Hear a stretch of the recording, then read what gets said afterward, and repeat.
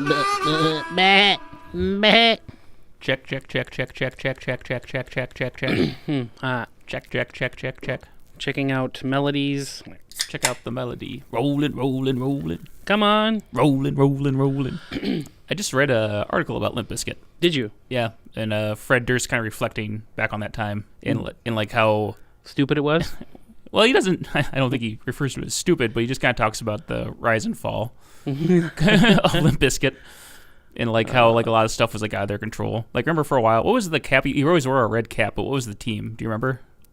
He wore a red cap? Yeah. Oh, I don't know. Yeah, he always had this red cap, and he's like, it was totally. He's like, I liked that team, and I wore that cap because it was my cap. But then the next thing I know, the studio is like trying to make it a trademark symbol of me, and and like things that they were supposed to be kind of funny, like that song Nookie was supposed to be kind of making fun of themselves, which didn't translate No. at all. Yeah. It was kind of interesting. Like I remember listening to that was it what was the one that had Nookie on it? What was it called? Gee whiz, I don't know. The first one was called $3 Bill, y'all. Yeah, and then the last one was chocolate. Well, the last big one was Chocolate Starfish. Yeah, I'm not really sure. But anyway, I don't know. It was kind of an interesting read. Interesting. Well, welcome to Brozanne, your neighborhood podcast about Roseanne. My name is Zachary Zacchaeus Zichter, and with me I have Jay Warren. What are you doing today? How are you? Oh, I'm doing good. You're pretty chipper. How you feeling? I'm kind of sad. Sad? Why is that? No, I feel good. We're going to sit here. We're going to talk about Roseanne, and it's going to be fun. It's always fun. We're having a cerveza while we watch. No, we're not. We're not having a cerveza. We're having a beer. Cerveza is beer.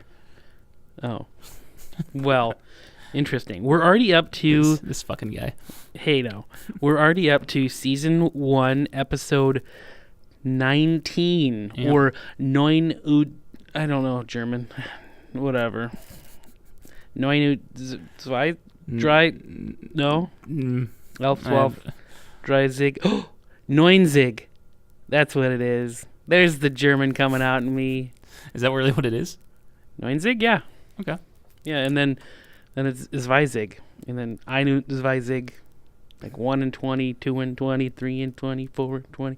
That's how they count. Okay. They don't say 23, they say 3 and 20. Isn't that weird? Dummies. I know. So we talk about Roseanne, and this, we said it was the 19th episode. It's called Workin' Overtime. Working Overtime. Did you know that this was written by Bill Pentland? That was Roseanne's husband at the time? He's also in one of the episodes earlier. Yeah. That was the one with Dwight who had that thing on his back, which which we in the audience is no help. You guys can't tell us what it is either. So no, it's definitely a costume tag. Pretty sure. But before we get started, I have a little trivia for you here, and I know if you're following along and watching the episode, you'd still be able to get this. But Darlene has said on multiple occurrences, and at least once in the episodes that we've seen, that Becky has what? A big mouth, B, a big butt, or C, a big head. Cue the Jeopardy music. Yeah. Darlene always said that Becky had a big butt. You are correct, sir. But you didn't answer in the form of a question. So, what would I have one if I did? What? What would I had one if I did? Total, just this amazing trip to, where were you selling a trip to? You remember you were telemarketing a trip? To the Barefoot Resort. Yeah, going to the Barefoot Resort in Black Hills. Good work, sir. Before we're gonna try something a little different this episode. Okay. We're gonna try to talk about Roseanne. That might seem weird to you. We do talk about Roseanne every episode. No, I know, but even more so. Even more so. With a new segment I like to call Fast Facts. Kind of looking at some of your facts here. Yeah. Don't you think some of these might be kind of spoiling the adventure if you read them now? No. This isn't nothing to do with This is just more general stuff. Mm-hmm. But this isn't even a fact so much as just a weird anomaly. I went to the IMDb page for season 1, and we've already seen this episode. It's called Radio Days. Okay. And in the cast, it says Chris Tucker was in the cast as himself. And I'm like, there's no way. I went back. I scrolled through that episode. He's not in there.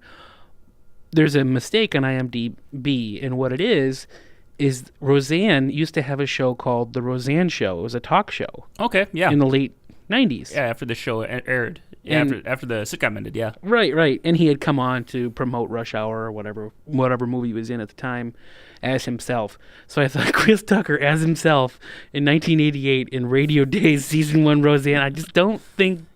Probably like 15 at the time. Does not compute. So that was... one thing that I thought was interesting. That was a little mistake. 2, apparently not a mistake, and maybe you can. Maybe this is what you're saying is a spoiler. I'm saying yeah. Oh, okay. Because we might eventually get there. All right, fine. We'll get there. We won't say that one. Mm-hmm. But the other things, writers. There's some writers that got their start. Yeah. On Roseanne. Josh Whedon. Is it Josh or is it Joss? Joss Whedon. Yeah, you're right. Sorry about that. He was a big TV writer before he got big, because he wrote. Was he Firefly? Was that his big show? I think so. And then he did, when there was a writer's strike, he did Dr. Horrible's sing-along blog. Okay. And just a couple of, I don't know, just a couple little movies, kind of independent movies, Avengers. Mm-hmm. And Avengers Age of Ultron. Stuff to sneeze at. No, nothing big. Yeah, right. Exactly. He apparently wrote 4 episodes of season 2, so we'll get to see that work. Yeah. I think he was a director, too. He directed some episodes. I'm not sure, though. Okay. I didn't see that, but that's not to say that that wasn't true. The other thing is, I told you in the last episode that I'm rip-roaring through Gilmore Girls. Mm-hmm. And that show was created by Amy Sherman Palladino. But for the people she worked with on Roseanne, they would have just known her as Amy Sherman. And she did some story editing and... co-supervising producer. I don't even know what that means. Okay. But I think she met her husband there. What's the name of the dude that has the great abs that you're always talking about? Jared Padalecki. That's a fun last name. Padalecki is a great name. Padalecki? Uh-huh. Mm-hmm. Padlocky. Padlocky? We could just start calling him Padlocky. Padlocky? I mean, we talk about him every day. You talk about him every day. Well, he's interesting. He's an interesting fella. And then this last one that I wanted to mention, the creator of 2.5 Men, creator of Big Bang Theory, creator of Dharma and Greg, Sybil, Grease Under Fire. Do you remember that show? Yeah, I do. Yeah, I do. Is it Chuck Lorre? Chuck Lorre? Yeah. Mm-hmm. Chuck Lorre. I want to say I think those are kind of his biggest hits, but he was a producer on a lot of sitcoms. He did a lot of, it still does. Oh, yeah. Since the 80s. He's been, I think Perfect Strangers is also on his documentary. Oh, sure. Yeah. These are just the ones I mentioned were the ones he created. Oh, okay. So there's other, like Mike and Molly he wrote on. He probably wrote on, as again, you mentioned Perfect Strangers. So Grace Under Fire was kind of the same concept as Roseanne, only she was a single mother, if I remember correctly. Yeah. No, I thought that was interesting. Yeah. So what's Working Overtime about? Well, it's about Roseanne working overtime. They have to keep up on extra hours to keep up in the factory that she works at. The factory where what do they do there at that factory? It's a plastics factory, so they make like utensils and plastic toys and crap like that. So. For the French, so it's called plastiques. Plastiques. You said toys? There's like an episode where you see them putting together like toy cars or something like that. In this particular episode, we see them working on plastic forks. Yeah. Mm-hmm. And I guess we can start the episode and talk a little bit about it. But later on in the episode, we find out one of the reasons they have to work overtime is because someone has messed up the machine, and some of the forks only have the wrong number of what are they called? Not sporks, but prongs. Prongs. There you go. Yeah. Something strange happens in this episode, and I'll point it out to you. You'll need to pay attention twice, but I'll point it out to you when we get there because I want to see if you notice. I already know it. I already know what it is, but that's because I looked it up. Oh, has to do with the kitchen? Yep. Yeah. Counters. Yeah. Yeah. They change. They do at one point. I wonder, like, so there's a point where you like see in the kitchen and all the cabinets are kind of wood, this kind of wood cover, and then they come back later in the episode and they're two-toned, and that's kind of how they remain through the rest of the series. So I wonder if they just, like, that scene, they just must have been one of the first things they shot. Yeah, I mean, must have been. Yeah. We open on a scene where Dan and Roseanne are in bed. And I mean, this could be the beginning of any episode. And I think it makes sense. They're talking about overtime, so they're tired. So you want to set the stage that they're already worn out. But this scene could be, part of any episode. I don't know is that like a staple of just sitcoms in general? Just people don't want to get up? I think that's a staple of life. Yeah. Are you a morning person? No, not at all. That's why I work nights. You work the corner? That's not what I said. Oh. I work nights, and soon to be working overnights too. So, whoa. I really, really hate having to get up at like 6 o'clock. I don't know what the difference is between getting up at like 2 o'clock in the afternoon versus 6 a.m. when you just have to go to work. But I hate getting up at like 6 o'clock in the morning. Sure, but you're a single man. I am. And to bring it back to Roseanne, they're in their bed. They're talking about how they don't want to get up, and then DJ piles on and comes in, and I don't even know exactly what he's saying, but as he's leaving, it's Dan in the nuts. It's Dan in the nuts. So as a single man, you don't have to worry about that. No. At all. No. But you're married, but you don't have kids, so you don't have to really worry about kids coming into your room. No. But depending on some dogs, could be pretty rowdy. Oh yeah, and jump up on you. But your dogs are ready to play when you get up in the morning. No, they're older at this point. They're at they're in an older stage of their life, so they're a little bit more relaxed. Okay. So what do we got going here? We could see George Clooney. George Clooney's in this episode. Crystal is in this episode, and what's her Metcalf? What's her name? Lori Metcalf. Yep. She's rocking in a really nice blouse. They are singing old doo-wop songs. In the name of love, before you break my heart, think it over. I've been good to you. Think it over. I've been sweet to you. In the name of love. I think we're ready to blow this joint and take it on the road. Yeah, we could do up our hair big and maybe get down some groovy dance routines. Yeah, and then we could like go on the road and OD on drugs while some fat cat breaks in our royalties and we die penniless and on welfare. Oh yeah, I was wondering about that. Do they think they have to license it? Because what song are they singing? They sing "Stop in the Name of Love." Yeah. I think that's under the the Fair Use Act or something like that. I don't know. I mean, I think if you're like, it's only like a 7-second clip, so I think under they're using only 7 seconds and it's like a cover. Yeah. Well, they did. Well, or I mean, it's also owned by ABC, so maybe the ABC owns the company that owns the music rights too. Oh, speaking about ABC, ABC was bought by Disney. Yep. And this happened about the eighth season of Roseanne. Yeah, I think 7th or 8th. Yeah, because I was reading that during that season they ended up going to Disney World twice. There's a 2-part episode where they go to Disney World. Oh, okay, it's just a 2-part episode. Okay. And then there's like and then they make fun of it the next episode where David gets a job working at some amusement park, and it's like very weird place to work. Okay. I think Roseanne has said that they were like, once they Disney bought ABC, they were all series were obliged to have that going to Disney World episode. Isn't that weird? No. I've never been to Disney World, have you? I went about that year. Really? Actually about this year, about the season 1. I was maybe 7 or 8. Do you remember it? Yeah, I remember it. I remember thinking, hey, that's a really cool... Well, when did Who Framed Roger Rabbit come out? Like 88. Yeah. So it must have been exactly that time. I'm like, that's a really cool little trinket. I want to buy that trinket. And then I thought, holy crap, that's $9.99 for this tiny little trinket. And then I realized that, wow, stuff costs money. It does. I think at that time even Disney World cost at least like $100 a pop. Yeah, a head. Yeah, yeah. Mm-hmm. And I don't know what it costs now. Do you know? I don't know. Rosh Ronson is actually on his way back from Disney World. I've been seeing his pictures. Looks like he's having a good time. I think so. Yeah. Huh. Or he's fooling everyone if he's not. Yeah. I always wanted to go as a kid, but like before I was born, my parents, like maybe I was already born actually. I was like really young though. I was only like a couple months old. Yeah. And my parents took, it just would have been like it'd been a hassle to have a baby along, so my parents didn't take me. You keep telling yourself that they just really didn't want you there because your personality just wasn't. It's just not right for this vibe. That'd be like what I am now. If you took me to Disney World now, I'd just be like, oh my god. I don't know. I'd go. You go? I would go. I don't know.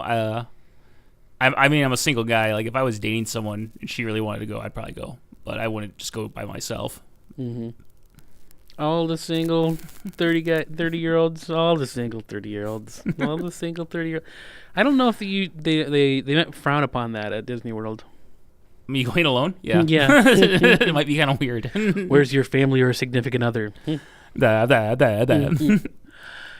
So, I guess, yeah, like you say, a whole bunch of different sitcoms were forced into... And I specifically remember the Full House one. Okay. I don't know why that one sticks out. I watched Full House a lot when I was a kid, too. So. Did they go to Disneyland then? I don't think they ever went to Disneyland. Disneyland is like the one that gets neglected. What really is the difference? Disney World is newer, I think. Wait. Really? I think so. But I thought Disney Studios was always in... That was in California? Mm-hmm. Oh, okay. Disneyland, I guess I don't know what the difference is. Bet you Rob from Wyoming could tell us all about it, though. Rob. I think also like there's more to do at Disney World. I think Disneyland is more just rides. Right. Yeah.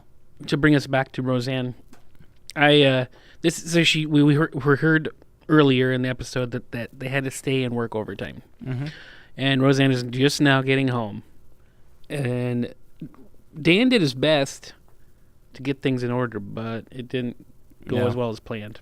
Yeah. And, like, it's just, like, would be a nightmare to come home to. Like, food's not ready. He's ordering a pizza because Becky didn't pass the note along.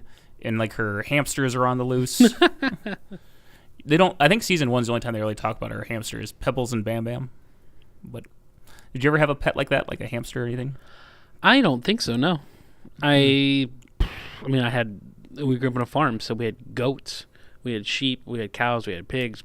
And occasionally, if one got sick, they'd have to go in their own pen, and they kind of became somewhat of a pet. But no conventional pets like a guinea pig. You talked in one episode about you guys had a dog named Pepsi. Correct. Why? Can I ask why you named the dog Pepsi? Might have been just whatever was in her hand at the time. The dog, after that dog died, the next dog, a stray dog, came. We called that dog Coke. I had this elaborate story in my head about why you called it Pepsi. Uh-huh. I thought originally that you named it Peppy. And then remember that episode of The Simpsons where Homer takes on that big brother role because Bart finds a big brother, and so he, like, in revenge, tries to get a little brother. And the the kid's name is Pepe, and Homer calls him Pepsi. I thought that's what it was. I thought it was a big Simpsons thing. No, sorry. Although I did watch The Simpsons quite a bit when I was a kid. Yeah. But going back to the episode, it's still just a mess. Roseanne comes home. You said already that Dan was going to order a pizza with anchovies originally. I think that's just something people say in movies. No one keeps anchovies. Yeah, I've worked at a lot of pizza places, and none of them have ever had anchovies. Yeah, so weird. I've been told that they're just really salty. They just kind of taste like salt, is all I've been told. Weird. But, so each of the kids has something different going on. Becky, Becky, I guess they're just mad at Becky because she couldn't keep a simple note because Roseanne had called home. And she wrote the note down, but she didn't say it to Dan, so Dan didn't know. And DJ is doing finger paint because he has a class. I don't know. It's homework, I guess, for kindergarten or whatever. And what does he do instead of paint Darlene into the picture? What does he paint? He paints flowers, and that's because it's Darlene's grave. There's some dark stuff in this episode. Later on, after being exhausted, I think Roseanne says, I'm gonna go to the bathroom and slit my wrists. And then Dan says, I'll get you a fresh towel. So there's some good lines in here. And things are starting to get contentious amongst the people at work. Like they're chewing out Jackie because she's late, and they already know that they're probably going to have to stay late, so she's just keeping them there later. And then they find out one of the machines messed up on the prawns on the fork. So that just everyone's just clawing at each other now. Yeah, I mean, Crystal throws Jackie under the bus because Jackie probably was the one that was supposed to be in charge of that, but since she was late, Crystal probably could have figured it out. And while they're bickering, Roseanne just turns around and fixes it. And it's like, well, it's fixed now. I've never, I've worked in a factory, but I don't think I've ever had a job where you were forced to stay there. Like, Yeah, I think that unions, I don't think would have allowed that. Yeah. And this was before right to work. Yeah. I don't know. I'm sure everything's different for every state and every factory, but I don't think now you could force someone to stay. Like when I worked at Daktronics, we would have weekends where they need to catch up, so they would be called $50 Fridays. Oh yeah. You remember? Did you work at Dak at one point? Yeah, I did. You worked for there? Yeah. So you'd go in, you get a $50 on Friday, cash. In addition to your wages, of course. Yeah, in addition to your wages, they'd have a huge meal there for everyone, and then then you get. Sure, it wasn't Saturday. I'm positive because in the $50 Friday, so it rolled off the tongue. But why wouldn't people work there on Fridays normally? If you're working the night shift, you end on Thursday. Okay, so I don't work the night shift, so I got $50 Saturday. Okay, but you got $50 Friday. Yeah, because normal people work Monday through Friday. the nighttime goof offs.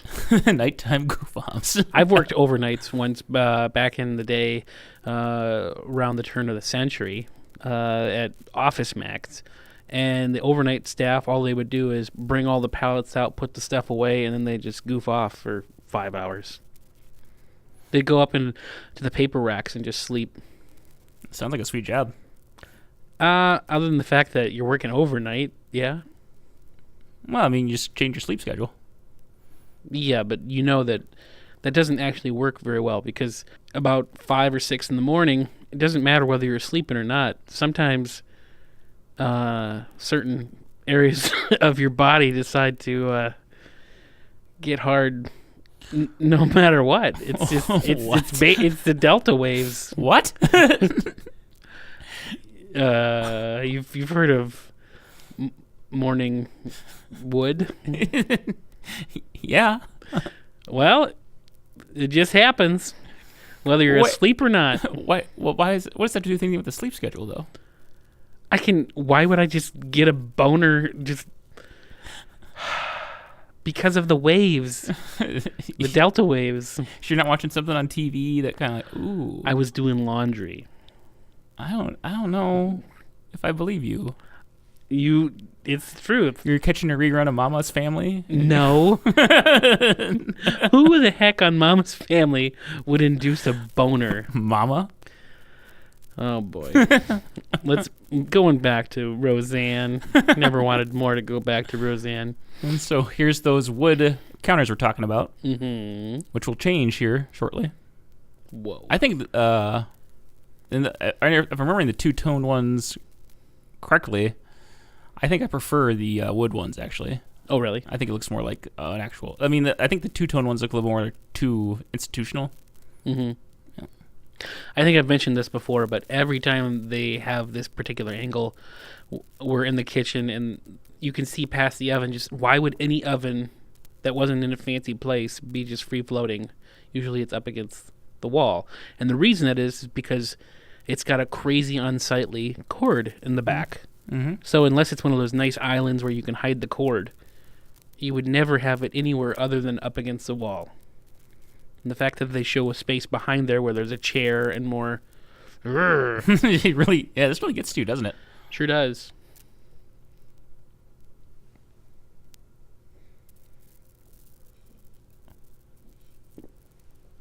Yep.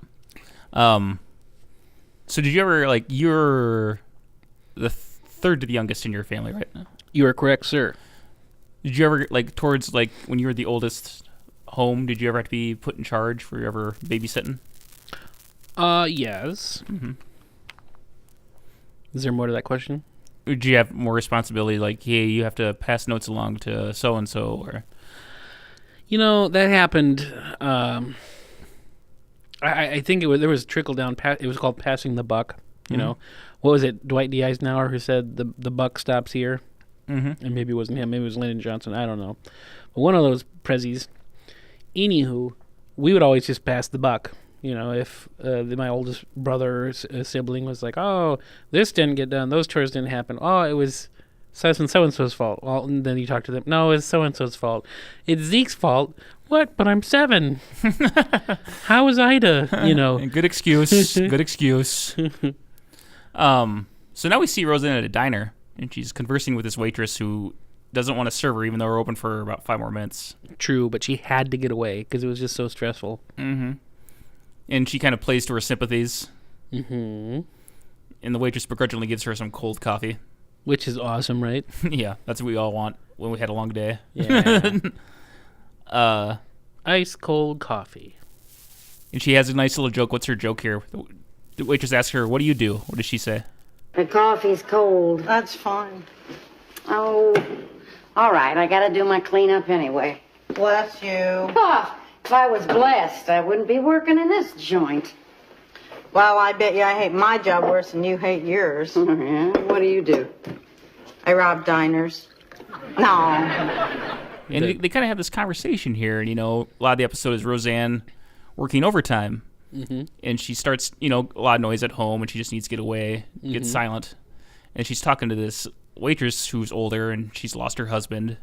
And she's telling her a story about, sometimes I turn up the football game, even though I don't like football, because it's like he's still here.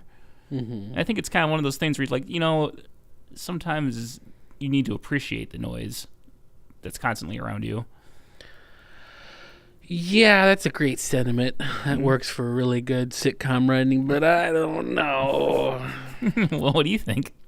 Well, I don't have any kids, but I do have 2 dogs, and at a certain point in the night, if they haven't got their you-know-what, we can't say the word B-O-N-E, otherwise they'll hear me from miles away and start barking. If they don't get their B-O-N-E at a certain time, they'll start just look at you and bark every 30 seconds or so. One of them will. And then the other one will start pouting and putting his head on the coffee table and just giving you the biggest puppy dog eyes ever, even though he's well over 10, but you'd assume he was, a couple-month-old puppy. It's, so, I don't know. I was going to say, So I'm saying that I might appreciate the silence. No. Maybe. But don't you ever look? I mean, right now you're looking back at the noise fondly. Okay, sure. See, so fine. You're right. Sometimes the noise is nice. Where are my dogs at? Oh, rough. And here's Dan trying to clean the paint out, which won't come out. Well, he's not putting a lot of elbow grease in it. No, I don't think Dan's very domesticated, though. Yeah, but someone who does drywall knows what elbow grease is. Maybe it's a lack of caring. Maybe he's just like, whatever. Or maybe he's like, have you got the shot yet? Cut? Can we cut? Mm-hmm. I was worried that he's going to get a thorn in his mouth. Roseanne comes home and gives him a little flower. Mm-hmm. He puts it in his mouth. And she seems a lot more relaxed. Sometimes that's all it takes to maybe an hour away. Mm-hmm. An hour to yourself. Truth. Yep. And Dan has the whole place all cleaned up, all except for the bathroom. Mm-hmm. And then, I don't know. I wonder if they show in the counters already. I wonder if we'll see the show. I mean, we've talked about him enough, but I just want to see him change. Yeah, you were supposed to see it when he was scrubbing. Okay. Mm-hmm. Mm-hmm. And then we get to see the final painting in that homework that DJ was working on. Yep, and he kept Darlene alive in this one. Which is nice. That is nice. Do you like finger painting? I don't think I ever have really finger painted. I'm thinking about painting myself. You're thinking about finger painting? Not finger painting, but I'm thinking about painting. Painting? You want to start painting? Mm-hmm. There's this really, really good painter that I've seen on Netflix. His name is Robert. Ross? Yes. You've heard of him. Bob Ross. Yeah, I've heard of Bob Ross. You've heard of Bob Ross? I have, yeah. I thought I only heard about him. No, he's... Pretty... Good thing you're sitting down. He's dead. You know, I just I know, I knew that. You did not. I just I think that we are due for a Bob Ross biopic. You think so? Or biopic, as some people like to say. Who likes to say that? I don't know. Okay. Don't you think? I think people would watch it. It's gotta be gritty though. We gotta see all the behind the scenes stuff. Well, he died of AIDS, so just him in some dirty bathhouse. No. Did he really die of AIDS? I think so. We have the world at our fingertips. Let's look it up. I thought it was cancer. I thought it was AIDS. Why don't you look it up? Because you're next to the thing. But what if I message my wife and ask her, and then she'll listen to this later and be weirded out because the time will repeat itself, but from a different perspective. Bob Ross. You could vamp, you know. I'm not sure. Ross was diagnosed with lymphoma in early 1990s. Oh, okay. So not AIDS. Cause of death, lymphoma, not AIDS. Wonder what I'm thinking of. It seemed like like 80s was on the American mind a lot in like the 80s, early 90s. So anybody that died in that time frame, I'm just kind of like everybody died of AIDS. It's true. Mm-hmm. And there was one person who didn't do it from butt sex, and that was the Ryan White story. Ryan White got it through Factor 5, I believe was what it's called. The bad needle. Well, transfusion. Yeah. He was a hemophiliac, and so there's like a medication that they take, which is called Factor 5, I believe, and they didn't test that stuff, and that's what it is. It's somebody else's. It's blood, and whoever gave it to him had AIDS. So is this your blood? No. It's from summer school. I haven't seen Summer School. Good though. Yeah, it's great. It's got that one guy that plays Mr. Shoop. Freddie Shoop loves to cut class, hates to do homework, lives for summer vacation. But Freddie, you're a semi-charming guy and a real snappy dresser. You're just not the kind of guy I date anymore. Yeah? What kind of guy you dating now? Oh, the kind who wears socks. And the only reason he hasn't been expelled yet is because he's the gym teacher.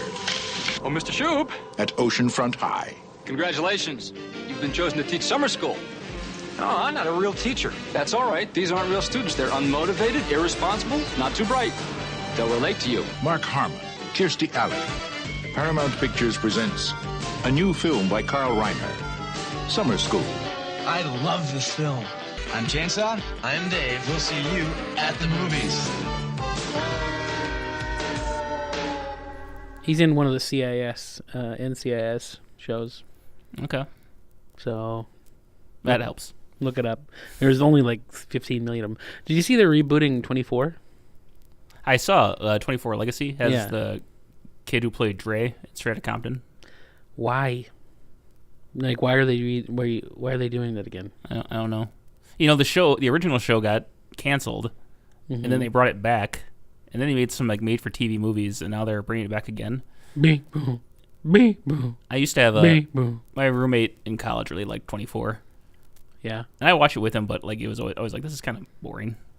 That's half the reason. 24 is half the reason why Trump thinks we need to waterboard people, torture more. Yeah. We got good intelligence. Well, and apparently he's never seen Zero Dark 30. Really?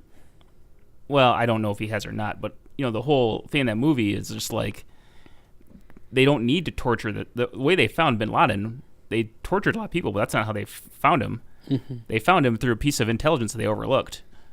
Ah, it was inside them all along, the intelligence. Yeah. They just had to believe in themselves. Yep. They didn't need to be a cheerleader like Becky. Becky wasn't a cheerleader, was she? This is a random girl's name. It just happened to land on Becky. Shit. But yeah. You've seen Zero Dark 30, haven't you? Yes, I have. Yeah. Doesn't it have Chris Pratt I can't remember who the guy is. as one of the SEALs? I can't remember. I can't remember who the main girl is, and I only saw it once. Mm-hmm. I liked it though. I liked it as well. Mm-hmm. That was written. Well, I don't know, written, but directed by Catherine Bigelow. Yeah, yeah. She directed. Was it The Hurt Locker? Was that her movie too? Yeah. Yeah. She used to be married to James Cameron. Oh, really? Pretty sure. Interesting. Well, what do you think of this episode? It's a good episode. Not one of my favorites. No. Probably about 5 out of 10. I'll give it a 4. I don't know if you've noticed a pattern. It's like whatever you rate, I just rate one below because like it's just I don't want to hurt your feelings. I don't want to get into an argument. You don't want to agree. Yeah, exactly. I certainly don't want to agree. No, I like a lot of the episodes we've seen. This episode is just there. Yeah. I was more interested in the process of them making plastic forks than I was in the storyline. Yeah. Sorry. That's fine. I just thought to myself, do they really should get that automated because they're having people tear apart these. They have plastic forms for the forks, and then you have to tear the forks off the forms. Well, why don't you just get a machine to do that? No. I worked at Rainbow too, which is a factory that makes playsets. And Yep. my job was to flip boards on the water seal line. So they'd come down and get water sealed on one side, and then they'd come by me and I had to flip it over. All these boards, which could be big, could be small. Yeah. Anyway, I always thought, why isn't a machine doing this? Like, talked to somebody who still works at Rainbow. He's like, Mm-hmm. oh yeah, he's like, that's all automated now. Yeah. I'm like, well, that. And the other thing is like, I'm sure some people lost their jobs because now it's automated. Well, that's just it, though. Just because things get automated doesn't mean that it's a bad thing. I look at it as we need to rework the social contract. We're going to get to the point where everything is automated. We're going to get to the point where energy becomes super efficient, and maybe we need to think about having a what is it called? We already have a social safety net, but just a minimum income, where you just get a certain amount of income just to live. Okay. I mean, if nothing else, it's just that way you can pursue entrepreneurship. You can help drive things forward. But for the types of people that worked in those factories that no longer have those jobs available, what are they going to do? How are they going to make ends meet now? Yeah. I don't know. Denmark, I think, a lot of some of those European countries just have this amount of income, just guaranteed. Oh, really? Guaranteed minimum income is what it's called. Guaranteed minimum income. Which would do Denmark. We could. Mm-hmm. Ooh. We could do Roseanne in Denmark. That's true. Well, we got to get like so many more subscribers. So everyone who's listening right now, you should need to subscribe. I subscribe. You need to subscribe. That's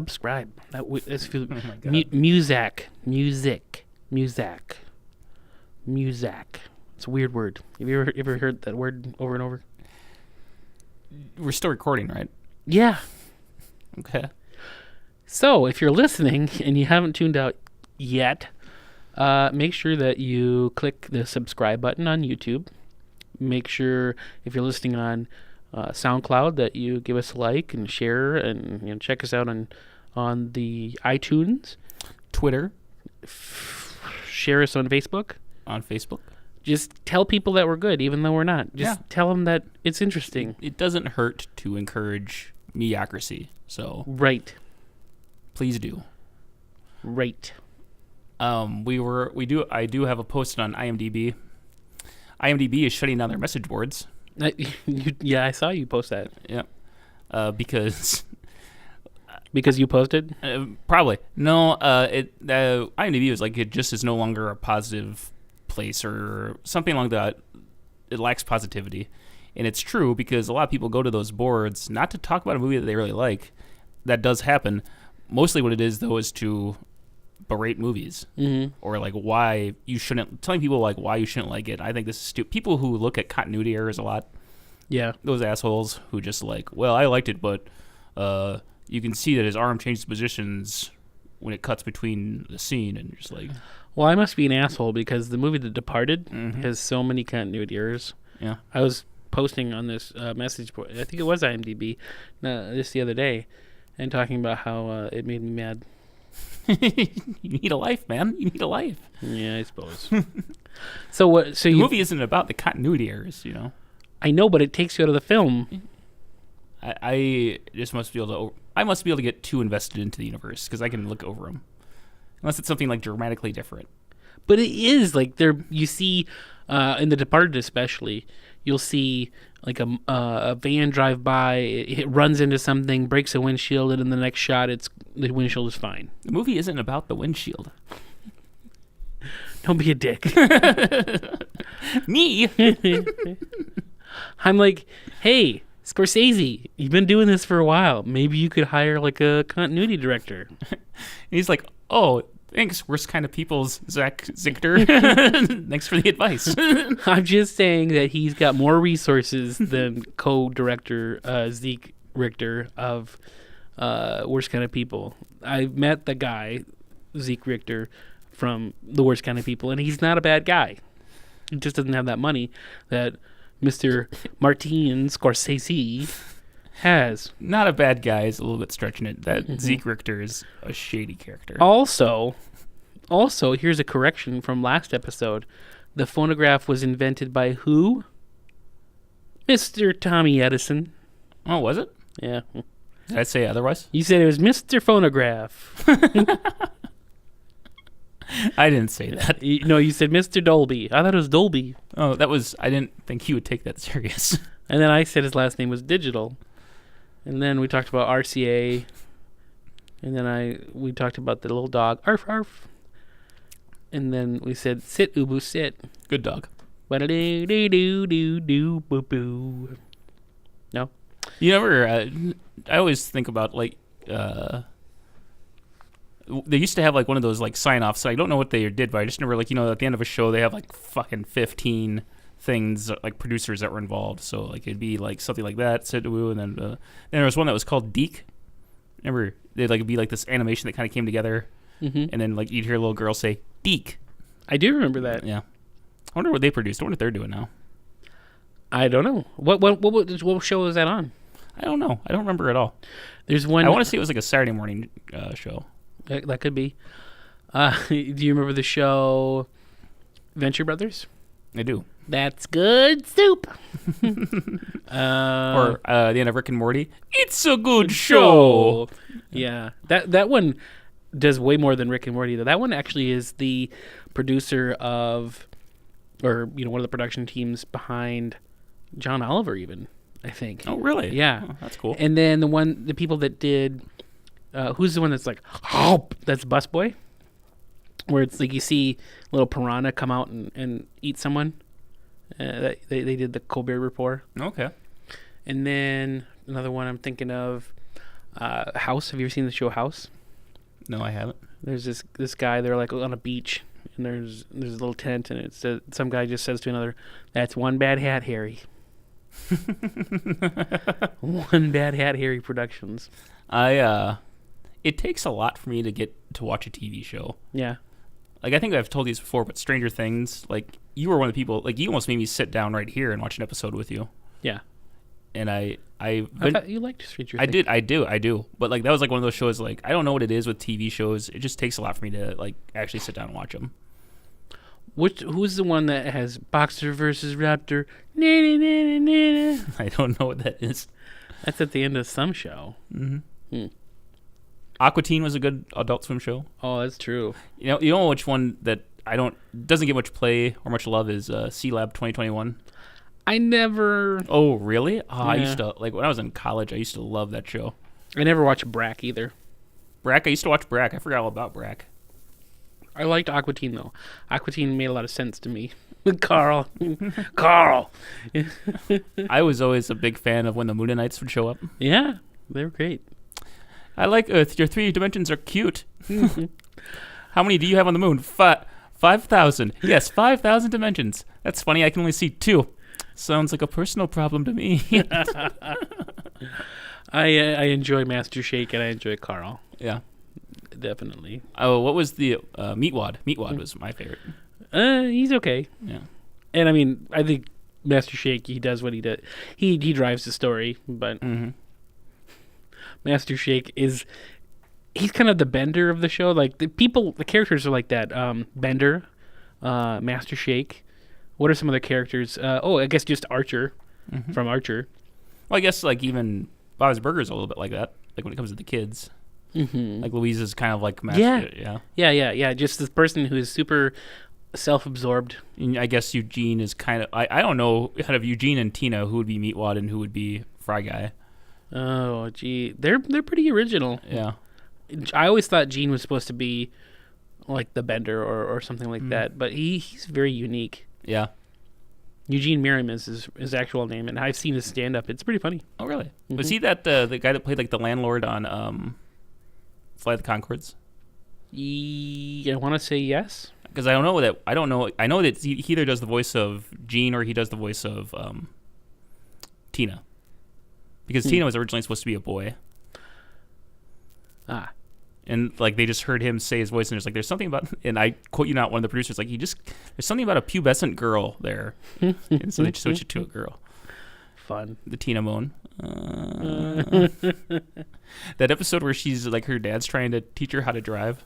Oh yeah, you talk about that scene a lot. I love that scene because it's an empty parking lot. There's just that one car. Okay, Tina, you're gonna hit the only car in the parking lot. You just need to stop. Tina, for the love of God, stop or swerve. Well, all right. It was fun hanging out with you, and I hope it was fun for you in the audience hanging out with us. We plan to do it every week for the rest of our lives. I don't think it's going to take that long. Well, once we're done with Broseanne, we're going to have to go on to Saved by the Bros. Saved by the Bros. We should find, if we do another TV series ones, we should find a show that's a little bit only lasted like 2 seasons or something like that. Like the British Office? British Office. Syphil and Ollie. Oh, no, I know Syphil and Ollie. They're the ones are on MTV. Yeah, they were the sock puppets. Yeah. Okay. Jenny McCarthy had like a skit series around the same time. Yeah. They only ran for like half a season. The only thing I remember from Syphil and Ollie is, this is my United States of whatever. This is my United States of whatever. Yeah, and then that song got big like 10 years later. Mm-hmm. All right, well, thank you. Your name was... You are? Jay Warren, and I'm going to sign off with... Zachary Zacchaeus Zichter. Peace out, everyone. See you next week.